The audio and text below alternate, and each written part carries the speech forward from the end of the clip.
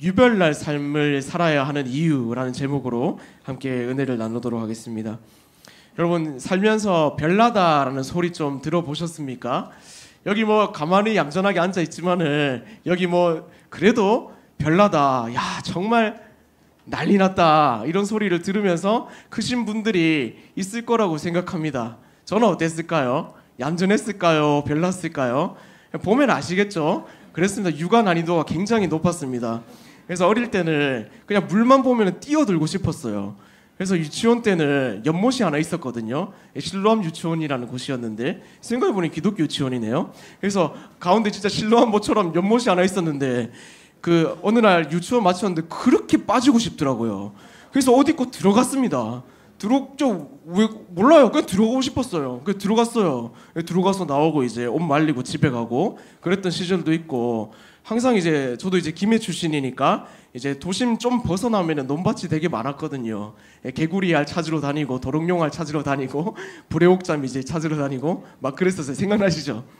그랬었고, 제가 이제 1학년 때는 눈을 다쳤었어요. 돌멩이 막 집어 던지면서 놀았어요. 그때는 왜 그랬나 몰라요. 그래갖고 돌멩이 막 집어 던지면서 놀다가 갑자기 퍽 하는 거예요. 그래서 저 1학년 때니까 친구들끼리 하는데 옆에 그냥 동네에 살던 꼬맹이가, 저희는 막 조약돌 들고 막 이래 던지고 놀았는데 이따만한 돌을 들고 저한테 던진 거예요. 그래갖고 이제 눈 밑에가 찢어져가지고 눈이 다행히 안 다쳤는데, 그러고 이제 병원 신세를 졌었고, 2학년 때는 제가 이제 축구 골대에 매달렸다가 떨어지면서 다리가 부러졌었고, 3학년 때는 턱이 찢어졌었고, 굉장히 험난한 시절을 보냈습니다. 그리고 이제 매 학년 때마다 항상 다쳤어요. 그래갖고 제가 초등학교 개근을 못했거든요. 이제 중학교도 마찬가지고 고등학교도 막 그랬습니다.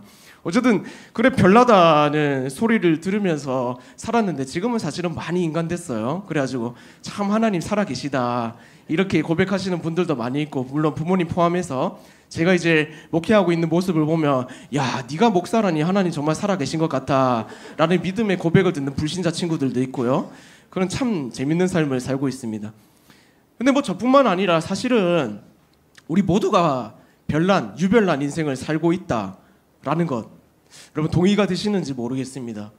왜냐하면 그리스도인이란 이름으로 사는 것 자체가 이 세상에서 사는 데 있어서 되게 유별난 삶이기 때문이에요.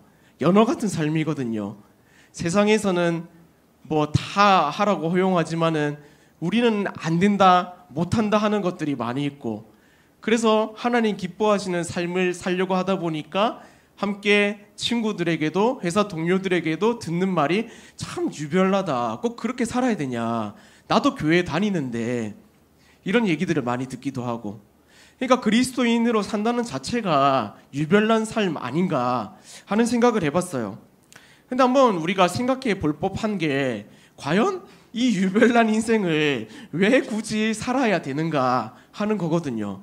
왜 하나님은 우리에게 유별난 인생을 원하시고 우리는 꼭 이 유별난 인생을 살아야 하는 것인가, 그걸 오늘 노아 스토리를 보면서 한번 나눠봤으면 좋겠어요.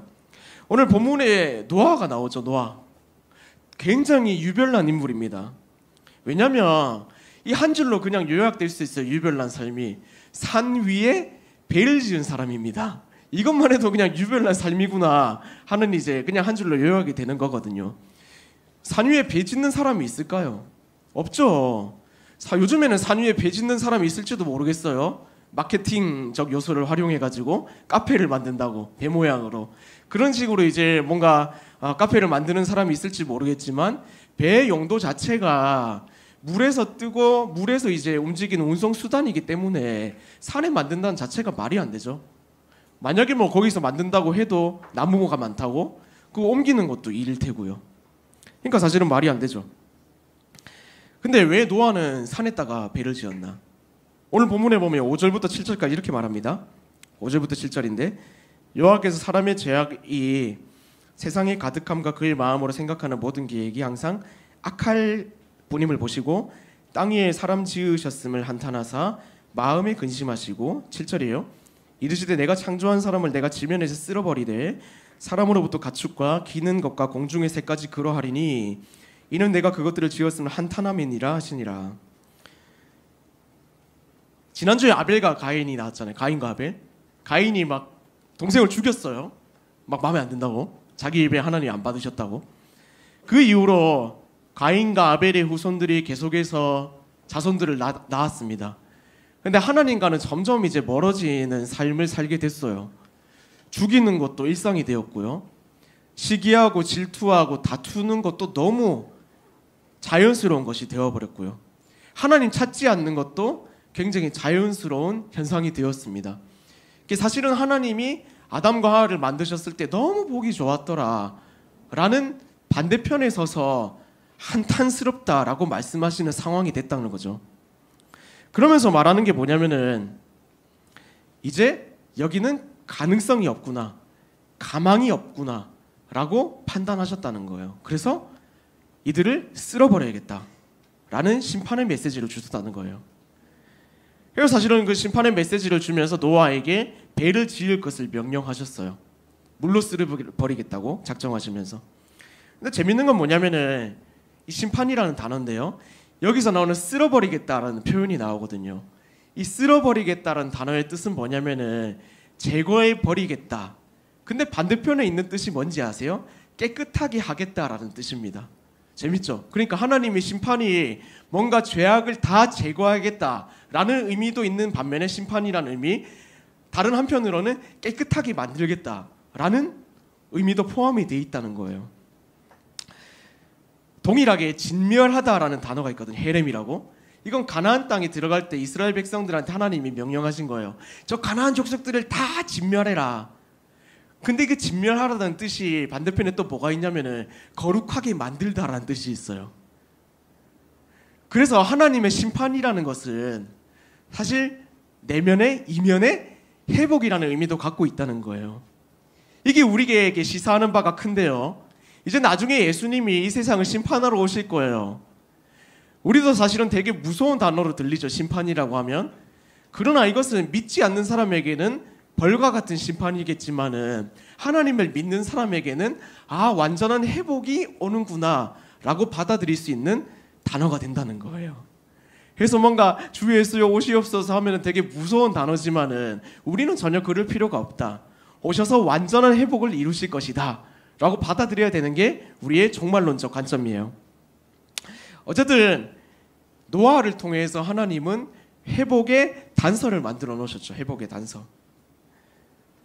14절에 방주를 짓기 시작합니다.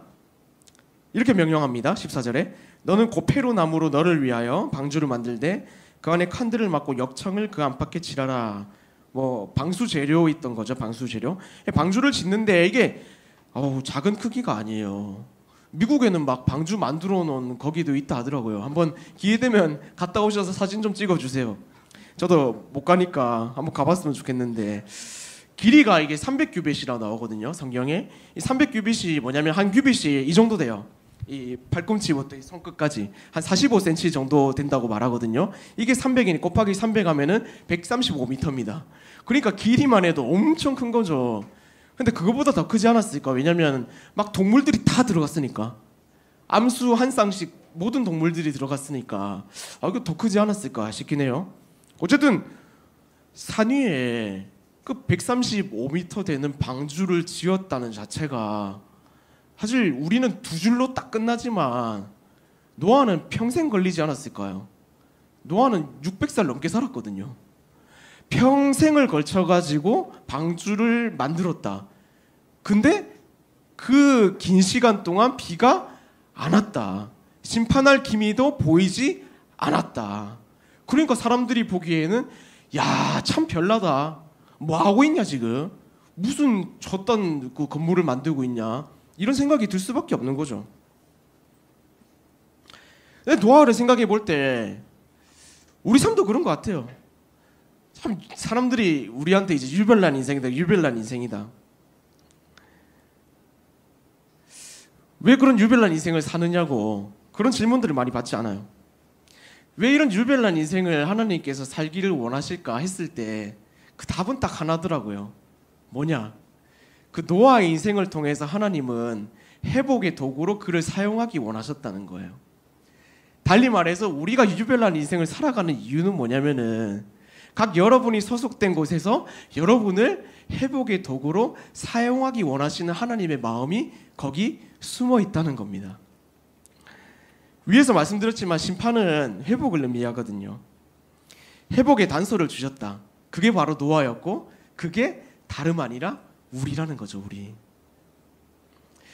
그래서 저는 여러분이 그리스도인이라는 유별난 인생을 살아간다는 것에 대해서 좀 이런 마음을 품었으면 좋겠어요. 하나님이 나를 회복의 도구로 사용하기를 원하시는구나. 그래서 이런 유별난 인생을 살아가기를 원하시고 이런 유별난 인생을 살고 있구나. 비단 이게 고통스러운 삶이라 할지라도 하나님이 나를 통해서 일하시길 원하시는구나. 이 사실을 알았으면 좋겠습니다. 그래서 우리가 오늘 말씀 보면서 두 가지 이제 좀 기억했으면 좋겠는데, 그러면 이 유별난 인생을 살아가는데 어떻게 하면 잘 살아갈 수 있을까? 하나님의 뜻에 맞게 살아갈 수 있을까 하는 것이거든요. 그 두 가지를 한번 나눠봤으면 좋겠어요. 유별난 인생을 요구하시는 하나님 앞에 우리의 태도가 어때야 되냐? 첫 번째는 바로 이겁니다.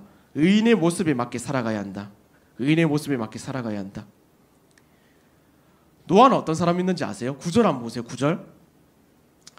9절 한번 다 같이 읽겠습니다. 시작.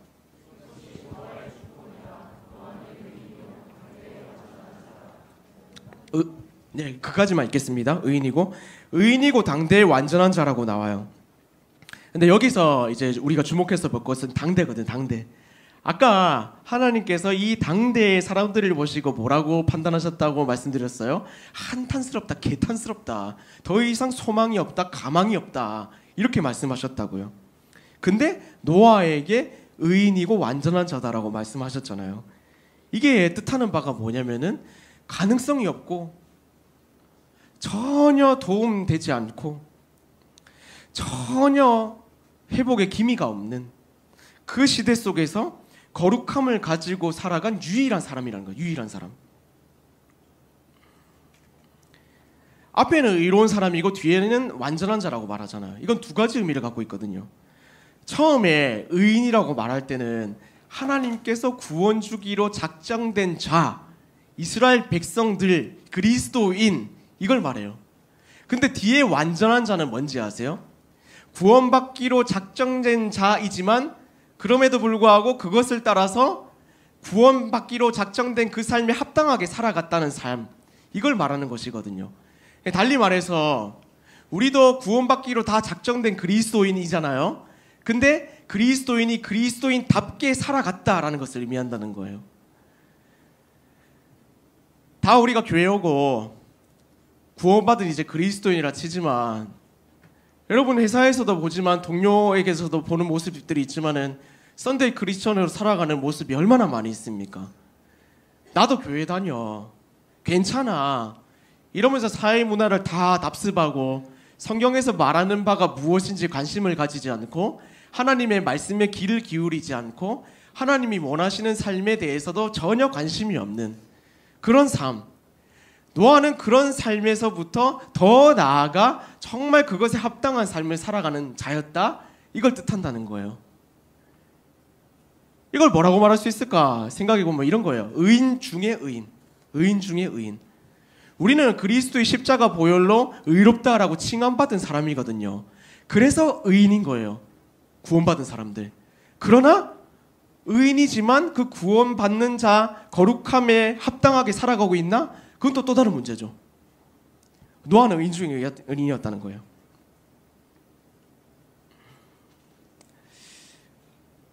이게 의미하는 바가 뭐냐면, 여러분, 의인 중에 의인으로 살지 않으면, 그냥 구원받은 것으로 만족하고 산다면, 방금 하나님이 세상의 사람들을 지으셨지만은 한탄하시고 개탄스럽다라고 고백할 만한 상황이 우리 상황 속에도 여전히 남아 있을 수밖에 없다는 거예요. 구원받기로 작정된 자들이 있지만은 그것에 합당하지 않는 삶을 살아가는데 정말 개탄스럽다, 한탄스럽다, 이런 고백이 나올 수도 있다는 거죠. 하나님 입장에서는요. 여러분, 기독교는 사실 구원받기 위해서 열심히 사는 종교는 아니거든요. 그러나 구원받았기 때문에 열심히 살아야 되는 종교가 기독교인이고 그리스도인의 삶입니다. 마틴 로이드 존스 목사님이라는 유명한 분이 계신데, 이분이 뭐라고 말했는지 아세요? 만약에 여러분이 구원받았습니까? 그것을 어떻게 증명해 가겠습니까? 만약에 여러분이 구원받았음에도 불구하고 구원에 합당한 삶을 살아가지도 않고 그것에 합당한 삶을 살아가려는 마음조차 없다면은 구원받았는지 의심해 봐야 됩니다. 이런 말을 했어요. 되게 무서운 말이죠. 내가 구원받은 거 맞나? 이런 의심이 들긴 하죠. 무서운 말입니다. 그러니까 당대의 완전한 자로 살아갔다는 노아의 모습을 보면은 그는 사람들이 보기에 유별난 인생이었지만은 하나님 보시기에는 유일한 인생이었다는 겁니다.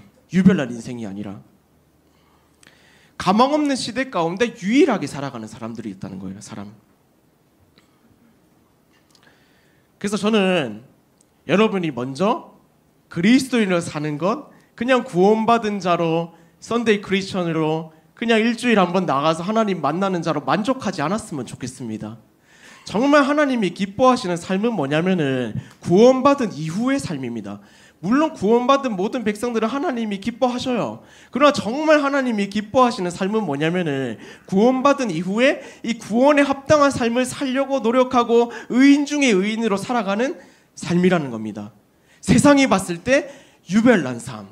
그래서 여러분, 세상 속에서 여러분이 그리스도인으로 잘 살고 있다라는 걸 판별할 수 있는 기준이 어디 있냐면은 여러분이 세상 가서 그리스도인으로 살 때 저항이 있고 그리고 여러분을 향한 약간 핍박이 있다. 그러면 잘 살고 있는 거예요. 되게 웃기죠. 왜냐하면 세상은 하나님의 소유가 이제 지금은 아니기 때문에 세상은 우리 가지고 있는 믿음을 대적할 수밖에 없어요. 예수님이 뭐라고 했냐면은 세상이 너희를 미워하면은 세상이 먼저 나를 미워한 줄로 알라.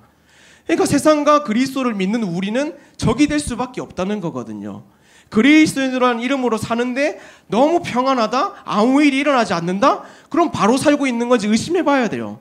그리스도인으로 산다면은 무조건 세상과의 저항이 있고요. 그리고 닥쳐오는 어려움이 있고요.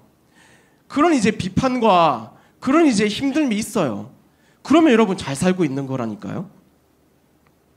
그래서 여러분 처음에 정말 말씀드렸지만은 여러분이 그리스도인의 모습으로 사는 것 이것으로 만족하지 말고 참 의인으로 살아가는, 그래서 그 모습을 보고 하나님께서 회복의 도구로 사용하신다는 것을 믿고 의인 중에 의인으로 이번 한 주 살아갈 수 있기를 주님의 이름으로 축복합니다.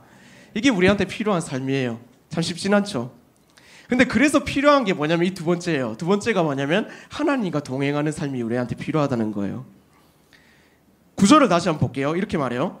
노아는 의인이요 당대의 완전한 자라 그는 하나님과 동행하였으며, 앞에 의인이었지만 더 완전하게 살아갔다라고 말했는데 그 이유를 구절은 뭐라고 말하고 있냐면은 동행했다라고 말해요. 동행했다. 이 동행했다는 말은 문자 그대로 해석하자면 하나님과 함께 걸었다라는 뜻이거든요. 근데 이건 또 두 가지 의미가 있어요. 어떤 의미가 있냐? 첫 번째 이런 의미가 있어요. 하나님 앞에서 걷는다. 하나님 앞에서 걷는다. 하나님과 함께 동행하되 하나님 앞에서 걷는다. 이건 뭘 뜻하는 거냐면은 하나님을 의식하고 내 뒤에 하나님이 계시다는 것을 기억하며 하나님이 지켜보고 있다. 이 생각 가지고 뒤통수에 뭔가 있는 것처럼 그렇게 살아갔다는 것을 의미한다는 거예요. 코람데요. 하나님 앞에서 내 뒤통수에 하나님 보고 계시다. 내가 어떤 행동을 행하시고 내가 무슨 생각을 하고 내가 어떻게 발걸음하는지 하나님 보고 계시다. 이게 노아의 삶이었다는 거예요. 자, 두 번째는 뭐냐면은 하나님을 따라 걷는다라는 의미가 있어요. 하나님을 따라 걷는다. 내 걸어가는 길이 하나님, 예수님이 걸어가신 길인가? 그리고 하나님이 원하시는 삶인가? 그리고 하나님께서 걸어가신 길을 내가 답습해서 가고 있는가? 이건 말씀이죠. 말씀. 하나님 말씀해 주신 대로 내가 살아가고 있는가? 신명기 13장 4절에 보면 이렇게 말씀합니다. 너희는 너희 하나님 여호와를 따르며 그를 경외하며 그의 명령을 지키며 그의 목소리를 청정하며 그를 섬기며 그를 의지하고. 그러니까 그 발걸음 하나하나가 하나님 되게 의식한 삶이었다는 거예요. 노아. 하나님과 동행했다. 그 발걸음 앞에서 그 발걸음을 쫓아. 노아는 그 수십 년이 아니 100년이 걸리는 시간 동안 방주 조각을 하나하나 만들고 붙였습니다. 방주 조각을 하나하나. 그 붙여나가면서 그 붙여나가는 삶이 하나님과 동행하는 삶이었다는 거예요. 내가 하나님의 뜻에 맞게 말씀에 맞게 붙이고 있는가? 하나님이 어떻게 이걸 붙이시는 것을 기뻐하실까? 어떻게 붙여야 할까? 여러분의 삶도 마찬가지죠. 방주조각 하나하나 붙여야 되는, 발걸음 하나하나 옮겨야 되는 그 발걸음, 한번 이걸 대입해서 생각해 보세요. 내 발걸음의 뒤에 하나님이 계신 것을 인식하면서 발걸음 걷고 있는가? 내 발걸음 앞에 하나님이 말씀해 주신 것, 그걸 따르면서 발걸음하고 있는가? 이번 한 주 살아갈 때 방주 한 조각 한 조각 붙여나가는 그 역사를 정말 하나님을 의식하면서 하나님을 따라가면서 행동해서 하나님이 기뻐하시는 발걸음을 주와 동행하는 그런 발걸음 걸어갈 수 있기를 주님의 이름으로 축복합니다. 이게 사실은 노아를 통해서 우리가 발견할 수 있는 것 두 가지입니다. 의인 중 의인으로 살기, 그리고 하나님과 함께 동행하기. 왜 이런 삶을 살아가야 된다고요? 이것이 정말 하나님께서 쓰시기 원하시는 삶이고 우리를 회복의 도구로 사용할 수 있는 방법이기 때문이라는 겁니다. 말씀을 맺으면서 진짜 중요한 게 있어요. 근데 진짜 중요한 게 뭐냐면, 우리가 이 유별난 인생을 살아가는 데 있어서 가장 중요한 이유가 있다는 거예요. 그 이유가 뭐냐면은 우리 8절은 이렇게 말씀하고 있습니다. 8절 다 같이 한번 읽어볼게요. 8절 시작. 그러나 노아는, 한 번 더 읽을게요. 시작. 그러나 노아는 여호와께 은혜를 입었더라. 노아가 그렇게 살아갈 수 있었던 이유는 성경은 분명히 말씀합니다. 단 하나예요. 은혜입니다. 은혜. 사실 우리가 삶을 살 때 무수히 던져진 많은 선택지가 있죠. 유별나게 살 것인가 말 것인가, 그리스도인이라는 이름으로 할 것인가 말 것인가. 그런 유별난 인생 속에서 우리도 사실 힘든 거 선택하기 싫잖아요. 안 그래도 먹고 살기 빡빡한데 먹고 사는 데다가 그리스도인의 이름으로 그걸 더해가지고 산다? 아우 숨막히죠. 숨막히죠. 저도 그래요. 어떨 때 보면은 목사 막 집어 던지고 싶어요. 월요일 같은 경우는 진짜 목사로 안 살고 싶어요. 근데 이제 그것도 어려운 게, 이제 수요 예배 드리고 이제 막 새벽 예배 드리니까 막 알아봐요, 사람들이. 그러니까 도망갈 수가 없는 거죠. 여러분도 좀 마찬가지일 거라 생각해요. 그리스도의 이름 너무 무겁잖아요. 그러니까 사실은 이 의무만 남았을 때 굳이 유별난 인생을 살아가야 되나 하고 생각하기 쉽단 말이죠. 그러나 거기서 우리가 놓치지 말아야 될 게 이 바로 은혜라는 단어입니다. 은혜. 그리스도인의 삶은 은혜로부터 시작해요. 내가 구원받았기 때문에, 내가 사랑받았기 때문에, 내가 섬김받았기 때문에 의인 중 의인으로 살아야 되는구나. 내가 정말 하나님께 선택받았기 때문에, 이렇게 사랑받기 때문에 하나님과 동행해야 되는구나. 이렇게 나오는 삶이 되어야 한다고요. 결국 노아는 자신의 의로움 때문에 그렇게 산 사람이 아니라 하나님의 은혜에 너무 감격하고 감사해서 그렇게 살아갔다는 거예요. 사랑하는 여러분, 그래서 5월쯤 되면 사실은 많이 지쳐요. 리더들도 지금 너무 많이 지쳐있다는 얘기를 들으면서 막 마음이 아파요. 여러분, 리더들 볼 때요, 오늘부터 가면은 너무 수고 많다고 손잡아주면서, 이성은 손잡지 마세요. 손잡아주면서 기도해 주세요. 정말 고맙다, 정말 고맙다. 얼마나 수고하고 애쓰는지 아세요? 그리고 GBS 질문할 때 어려운 거 좀 물어보지 마세요. 리더 몰라요. 리더 무시하는 거 아니고 저한테 물어보세요. 저한테. 그 리더들 당연히 목사님께 얘기할 수, 목사님께 물어볼게. 이건 당연히 얘기할 수 있어요. 리더가 다 못하고 그것도 못하냐, 그러지 마세요. 몰라요.